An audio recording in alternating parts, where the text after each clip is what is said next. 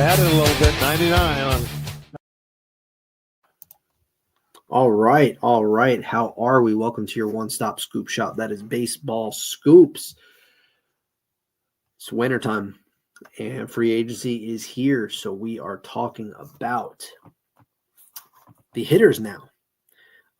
Did pitchers already, and now I'm going to dive into the hitters. And I think the hitter pool is extremely interesting this year. There's a lot of different ways teams can go about addressing their needs. So I am going to talk about this a little bit from a Red Sox perspective because the Boston Red Sox need to address power. They need a hitter. They need a legitimate bat in that lineup. And sadly, it is a problem that they created themselves because of the Rafael Devers situation. It just is what it is. Like, I'm not even cash the trade, but it's the fact that they traded him and he has power. The Red Sox were top 10 in home runs from opening day until the trade. And then after the trade, they dropped down 23rd. It's something that was lacking. And you know, it's funny because you look at their like metrics and you look at some of the stuff that they did as an offense. Like the Red Sox did well hitting doubles and did well doing anything that involved extra bases.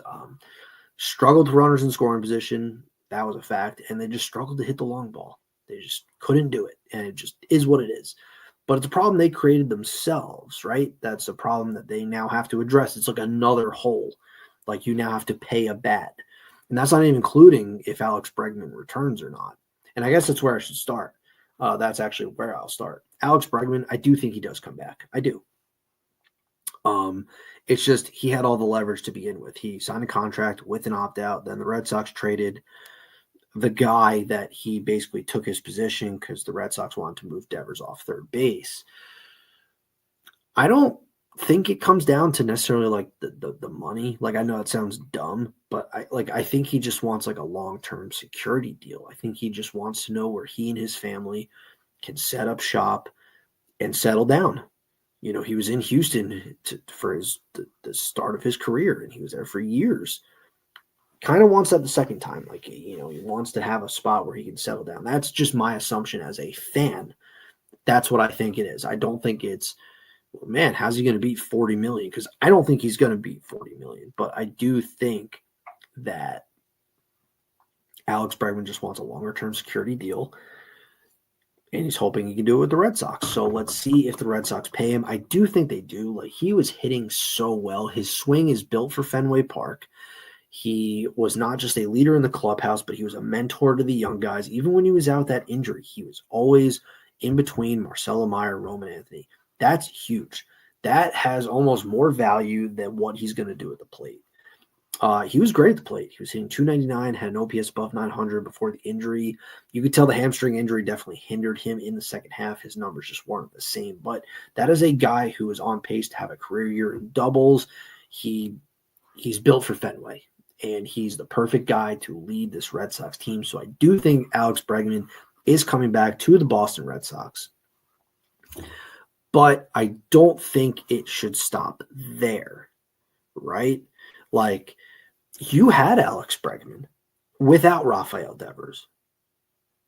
Evidently, this team needs Roman Anthony, Alex Bregman, plus more. Like, it can't just be, well, we brought Bregman back. Like, no, you need to do more. You cannot go into the season without a legitimate power bat.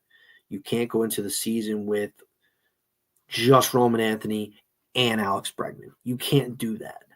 Like, that's not how this should work.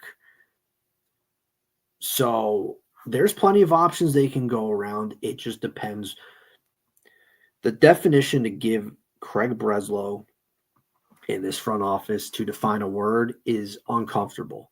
They have to get uncomfortable this offseason. I thought they did a great job getting uncomfortable last offseason. This is a team that traded for Garrett Crochet, and they gave up quite the prospect premium to doing so. They also managed to bring in Alex Bregman. They still made that move, right? They still gave him $40 million. Sure, the opt-outs, which he didn't have to take, but they took it. But they paid him $40 million a year. You know, then they traded for Narvaez. Like, that's an under the radar type of move, but again, still a move to where they made moves, right? They still did stuff. They still were active. And then they still kept the uncomfortable thing going. Like they gave Roman Anthony the extension, which has numerous escalators, by the way.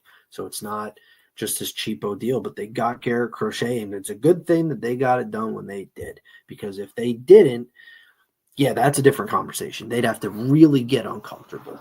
And you're seeing just how uncomfortable the Detroit Tigers are going to have to get. That's a team that literally could be in the mix to trading their ace because they just want to be cheap and not pay him. And yeah, there's that. But how can the Red Sox address the power? And it's going to have to take getting uncomfortable because, look, I don't think Dave Dombrowski is letting Kyle Schwarber out the door. I don't. This was a career year for Kyle Schwarber. So he's hitting free agency at a really nice time. He's probably – is he the premier bat? I don't know. But he's definitely at the top of the list. He had a career year across the board. Home runs, 56, RBIs, slash 240, 365, 563 with a 928 OPS. His ISO was the highest of his career. His WRC plus was the highest of his career. He's not going to be a defender. He's probably like he shouldn't play the field. He can play first base. I probably wouldn't put him at first base. Like I just wouldn't be. Just have him as your DH. The Red Sox should be very in on this. They should, if you were willing to go the distance for, and I understand it's different circumstances. I do. Juan Soto is a generational talent.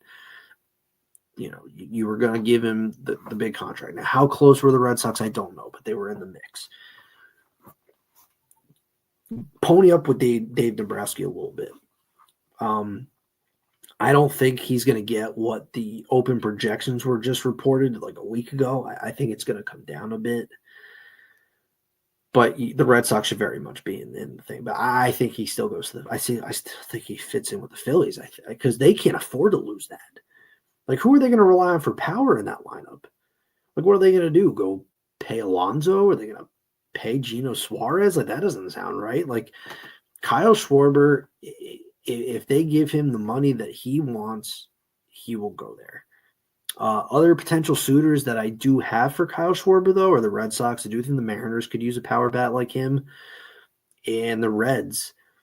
You could probably make a nice case, like the Texas Rangers. Don't think he goes there. I do think there's a nice fit for the Padres. They do need power. Mm-hmm. But what kind of DH are you, like, looking at, like, for them? You know, like, I don't know. I don't think the Padres would pay for another bat when they have other pressing needs, as we talked about with the pitching. But it's worth noting. I think it's very much worth noting. So there is that. I do like that. Now, Kyle Tucker, I think, is the most fascinating case. I do have an article coming out just talking about, like, what will teams value him as, right? Like, is he valued as a face of the franchise type of player or a complimentary piece? He's 28 years old. I don't think this is going to be a contract. Now, if it does, it's because I think the market is super shallow. And teams know that if they need a premier bat, like, this is the guy. Like, Kyle Tucker's the guy, right? Where it's, you saw with the Ohtani sweepstakes, it was like, well, everybody's going to go make a run at him because he is the face of the franchise, and he's the best player in baseball. Juan Soto, same thing, right? Like, arguably one of the best players in baseball. Like, everybody should be in on him. And that's really what that was. And there were fallback options, right? Kyle Tucker, like, for what he can do just as a multi-tool type of player, that's kind of where this gets interesting. Play the field. He can do really good in right field. Like, I think this was his worst year in the field, per se, which obviously isn't great, but this was his worst year in the field. Like Kyle Tucker's year in the field this year was, let's see, what do they have? Let's go to advanced fielding. Right field, he was -1 outs above average, which is the first year he's ever been negative, and -2 outs above average. So it was -1 defensive run saved, -2 outs above average. Second time in his career he's been a negative defensive player. There is upside there, though. Like, I mean, you kind of look across the board, he's been one of the best hitters in the sport. There's a lot of things to really, really like about him as a player. Have to find my notes. Got to find them real quick. But there's a lot to like.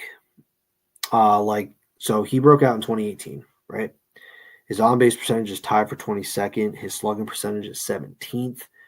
OPS is 14th. His ISO is 25th. His WRC plus is 10th. He's locked for at least 20 home runs a season. Stolen base-wise, like he can steal bags. He's not like this bona fide base stealer, which I guess is fine, right? Like that's okay. Like no one's gonna get crucified for that, but it's interesting what teams like are gonna value him at. Like he could be projected to get a $400 million contract. And then you kind of dive a little bit, and if the bidding gets crazy, they're reporting that it could even escalate to 500. Like Vladimir Guerrero Jr. just had a 14-year, $500 million deal, but he is the face of the Blue Jays franchise. Like he played like the face of the franchise. Like he was their best player throughout this entire postseason. Kyle Tucker, we saw a tale of two seasons. You saw injuries plague his second half, a fractured wrist, then the calf strain, and he just was never the same.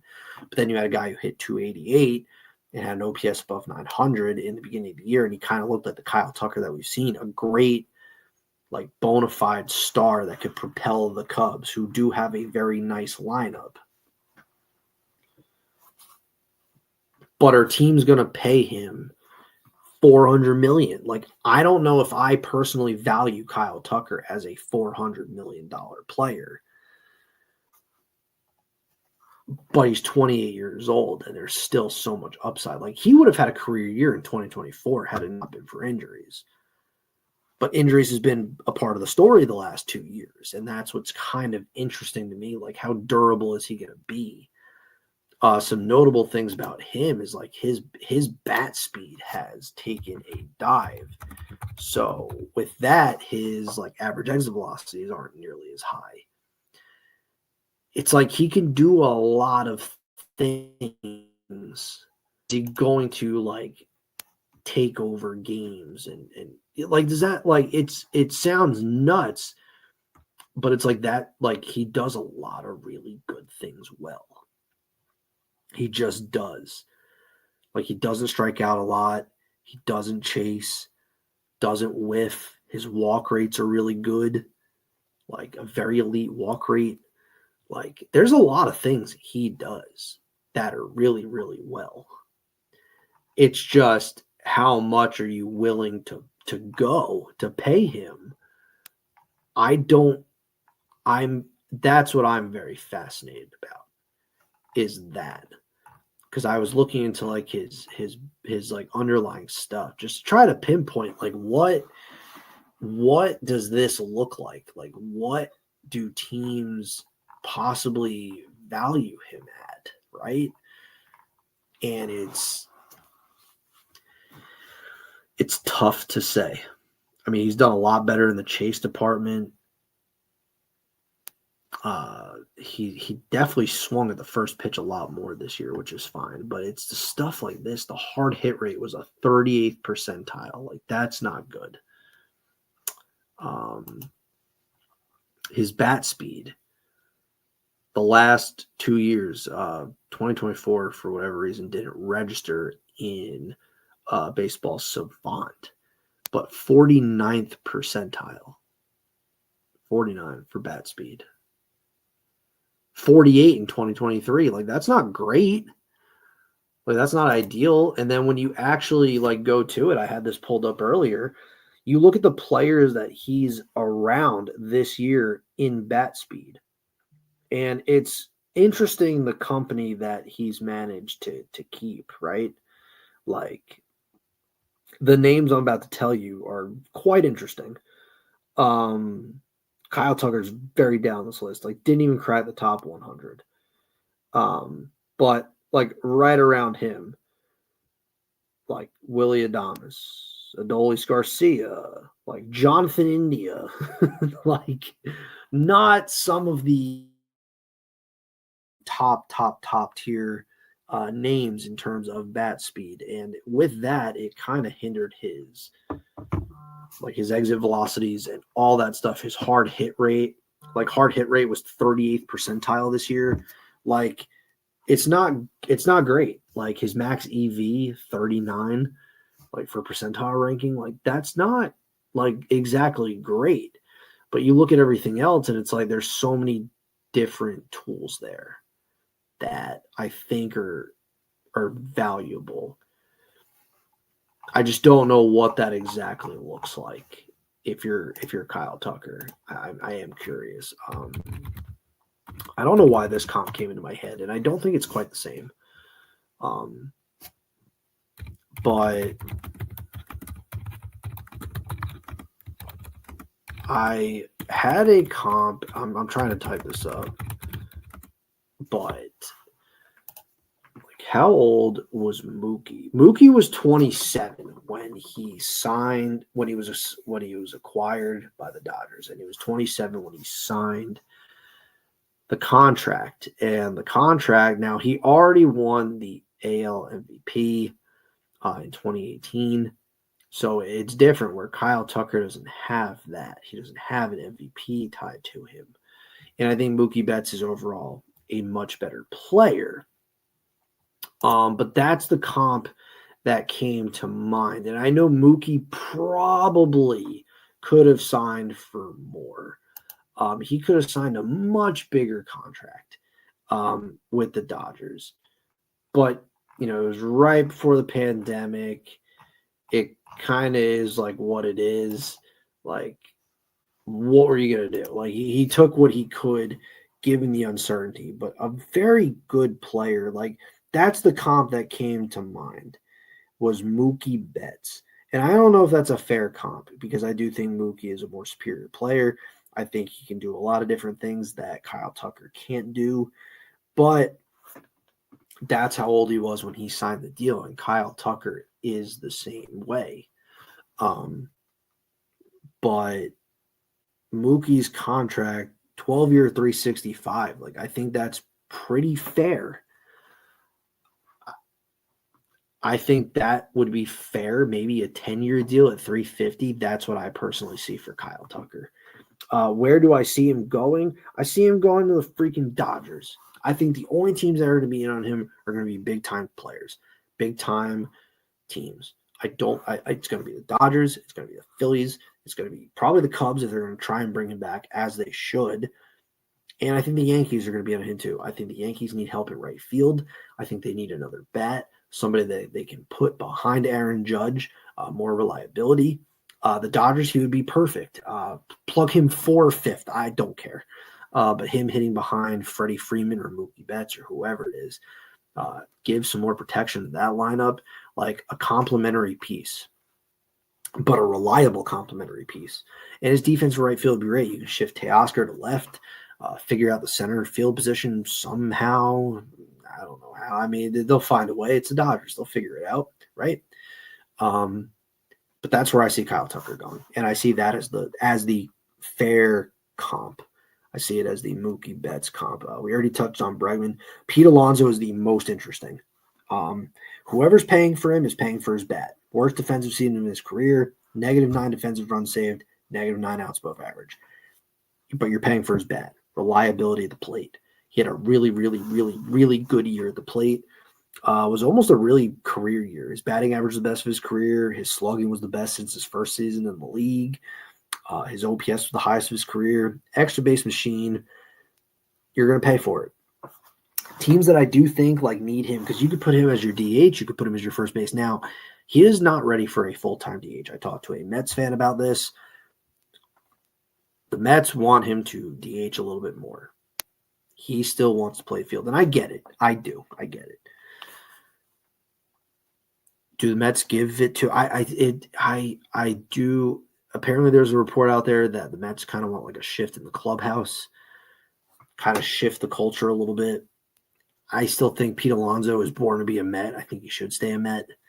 That's just me. But there are teams that do need him, right? Again, the Mariners. I think the Mariners do need some reliability for power and for bats, because you could potentially be losing Josh Naylor. We'll get to him in a second. Gino Suarez, I don't think he's going to come back. Does he platoon? DH, first base type thing? Like, if they don't bring back Naylor, do they bring back Pete Alonso? Like, that would be good power to have. Imagine him and Cal Raleigh in the same lineup. That could be really, really fun. But I also have the Mets. The Red Sox, I think the Red Sox could be very much in. They need a little more certainty at first base. Now, granted, the defensive metrics are not there, so it would be very hypocritical to sign Pete Alonso as basically the first base version of Rafael Devers,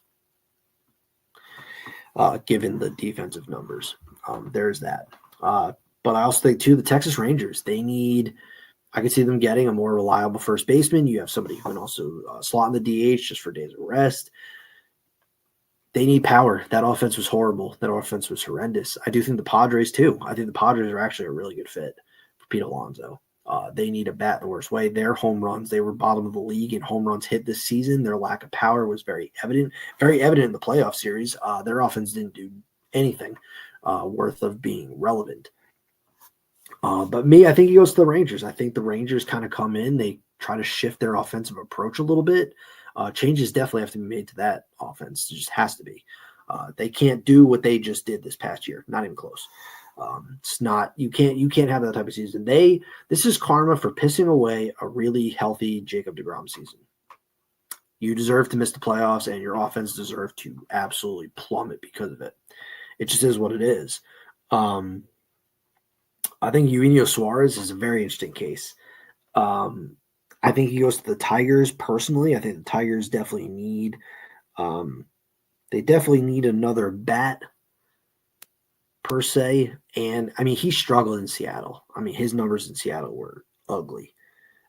He was hitting 189 with a 682 OPS. It was horrible, where he was hitting 248 with an 897 OPS with the Diamondbacks. His swing was great. One of 3 players to have a 4 home run game this past season. So the defense did regress a little bit for him over at third. He can play first, so there are options. The Mariners, I think, do look to bring him back. Why not? I do think the Cubs potentially could use some more thump, especially if they do lose Kyle Tucker. I think that he would be a nice complementary piece to that lineup. Can definitely take DH swings. Also, him and Michael Busch can kind of toggle between who takes the field, who DHs. Whatever the case might be, in my opinion, I think Matt Shaw can lock down third base. He played really well. I actually am a big fan of Matt Shaw. I thought he did a tremendous job this season for the Cubs. Really big bright spot for them. You kind of want to see that young stuff come for a nice Cubs team that does have a very, very they have a very nice farm system. So to see Matt Shaw do really, really well is really nice, because his stuff like at the plate was pretty ugly. But he's a rookie and he's learning, and that's really all you could ask for. I can see the Reds. The Reds need some power in their lineup. They need a bat immediately. They are familiar with Eugenio Suarez, as he played there once before.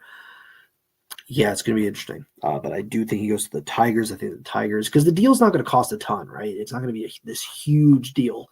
So it wouldn't shock me to see him sign quicker than some of the other prominent bats on the market. And I do think the Tigers, given how they may not pay Tarek Skubal, could very well at least pay a prominent bat. I think Bo Bichette stays in Toronto. I just do. I don't know what the numbers look like, but I do think he shouldn't play shortstop anymore. And I think that's important. If teams are going to sign him, they need to make sure that they can slot him at second base. Andres Jimenez is a defensive stalwart. An absolute defensive wizard. His bat was horrendous during the year, came alive in the playoffs, but that's a guy that can play shortstop at a premium, where Bo Bichette was horrendous. -13 defensive run saved, -12 outs above average. very bad defensively at the shortstop position. Like if you are a team, and I understand he played second base in the World Series. It's the first time he's done that ever at the MLB level. I think the Blue Jays, they bring him back. Him and Vladdy see this thing through together. I think other teams should. I've always said the Braves. I think the Braves that makes sense. The Tigers, that one makes sense. I can see the Mariners doing it too, second base. I can see that, but no team should be paying him to be a shortstop. His bat is reliable. He hit 311 this year. Other really, really, really nice things across the board for him though.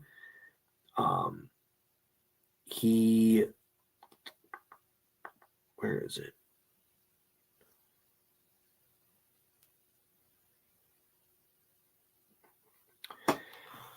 Must have missed it in the article. That's okay.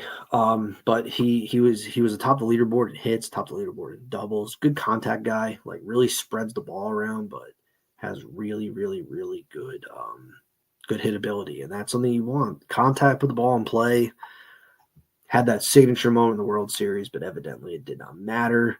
Sadly, is what it is though. But I do think he returns to the Blue Jays. The Blue Jays would. Obviously, they're going to, let him see it through, let him obviously go to market and test his value. But I do think the Blue Jays ultimately match whatever a team puts out there, unless he just genuinely doesn't want to go back to Toronto. But I have a feeling he wants to win there. I think he and Vladdy see this thing all the way through.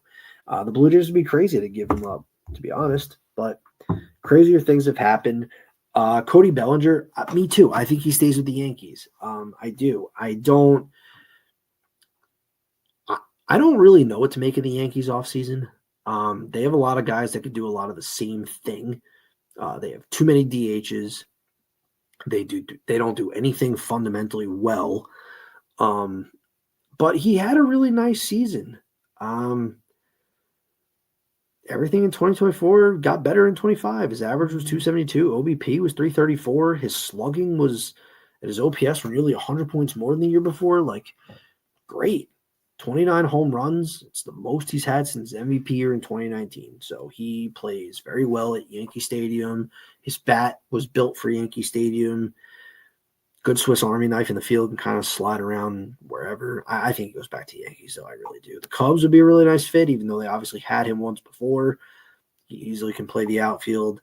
Phillies need an outfield and maybe to shake up their core, their lineup per se. I definitely think the Mets could probably use him. I think the Royals would be another good one. They need bats in the worst way. They need offense. They need influx of offense. And I think the San Francisco Giants, I think they could use another bat, a reliable defender in the field. They traded Yastrzemski to the Royals, so maybe they look to fill that spot. But I do think he goes back to the Yankees. I really do. I don't think he goes anywhere else. That's just my personal opinion. Josh Naylor. Josh Naylor could go to a lot of different places because he's a first baseman. Like the Yankees need a first baseman. The Red Sox need a first baseman. The Padres technically do. Arise is out there. I don't know what that looks like per se, but he's out there.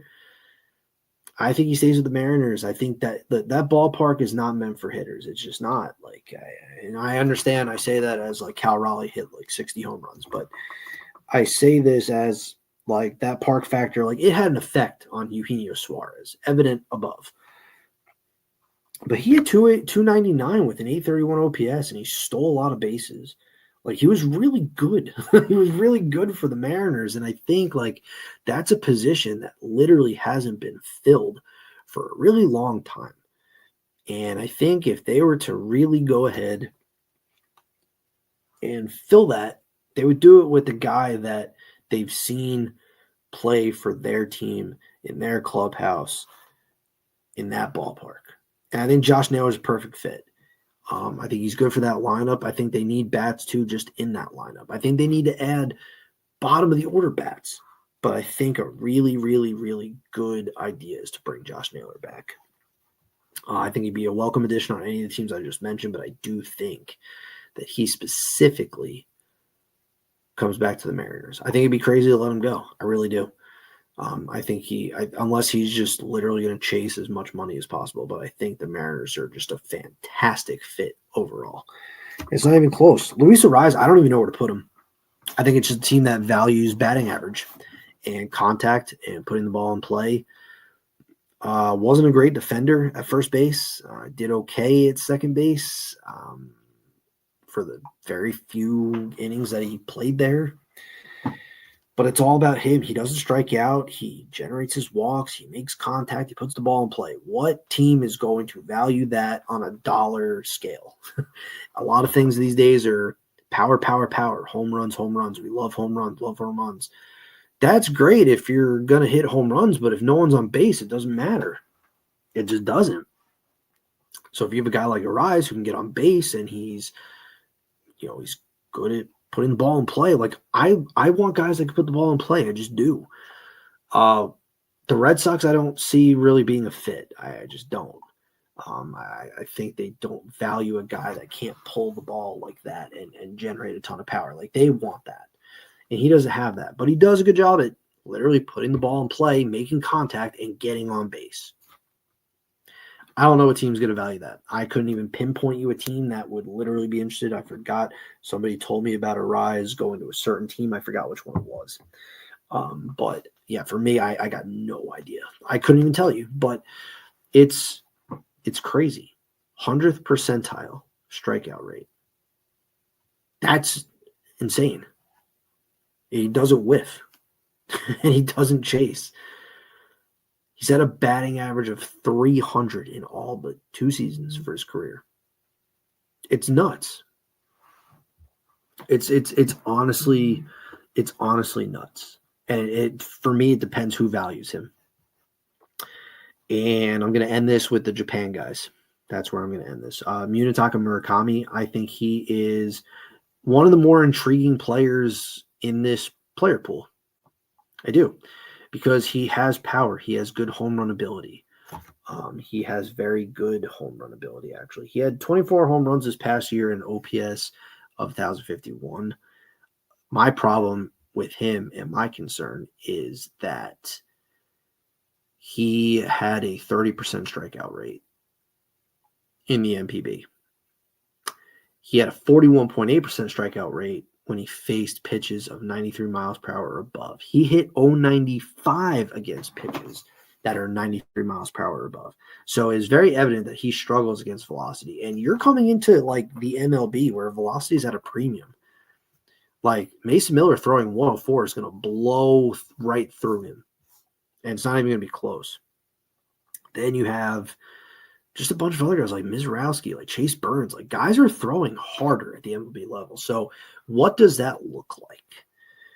Plenty of great landing spots. The Dodgers, they'll be in on him because he's a Japan guy, but there's no fit for him. Jeff Passan even said this, and I'm echoing him. Freddie Freeman's at first, and I wrote this article before Max Muncy's option got picked up. So they picked that up. So that really doesn't give him a spot. And Ohtani's the DH. Like, where's he going to play? Like, unless he just wants to be there, they have no fit for him. They just don't. They don't have a fit. I think the Rangers make sense. Maybe not a third. He profiles more as a first baseman, but they do have first baseman and they do need power. I think the Padres make sense. Evidently, a lot of these teams kind of blend together in terms of what makes sense. And then I think the Yankees. Are definitely looking for that extra power, but also a reliable first baseman that's a little younger. I mean, he's 27. So this kind of fits their window. I think Kazuma Okamoto is a very fascinating player as well. Like I think the Diamondbacks would love to add him. He could play third. He could play first. Could even slot in the outfield and be like a kind of utility guy. Cleveland Guardians makes a ton of sense. Adding that kind of power to that ballpark. With Jose Ramirez, like that would be huge. Detroit Tigers does make sense too, first and third. Maybe not first because Spencer Torkelson is there, maybe third base. I think the A's make sense. Not at first, but I think they could shuffle things around and give him room. And then they have obviously the Red Sox, and the Red Sox makes a ton of sense. I would love to see Okamoto in Boston. If that's the guy that they brought in to be your first baseman, I'm all for it. I think his swing plays better for Fenway. His batting profile has been compared to Seiya Suzuki. I think it's a match made in heaven. Slash line was very impressive this year. 327, 416, 598, 1014 OPS.